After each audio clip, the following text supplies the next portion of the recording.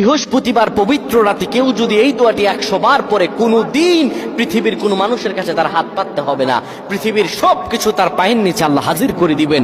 দারিদ্রতা থেকে মুক্তি দান করবেন, বিপদ আপদ থেকে মুক্তি দান করবেন, তার সম্মানকে সুউচ্চতা দান করবেন, অসুস্থতা থেকে দূরে রাখবেন। আল্লাহর অশেষ দয়া ও রহম তাকে দান করে দিবেন। সুবহানাল্লাহ। বৃহস্পতিবার রাত এটি গুরুত্বপূর্ণ রাত। এই রাত সপ্তাহে একদিন আসে।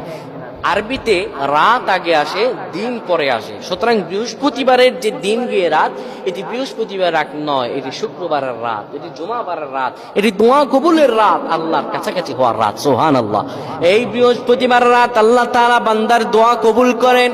কেউ যদি বৃহস্পতিবার রাতে ঈশা নামাজের পরে পবিত্র হয়ে ইয়া হাইয়ু ইয়া হাইয়ু ইয়া হাইয়ু ইয়া রফিয়ু ইয়া রফিয়ু ইয়া রফিয়ু এই দোয়াগুলো পড়তে পারে 100 বার, আল্লাহ রাব্বুল আলামিন তার মর্যাদা বৃদ্ধি করে দিবেন।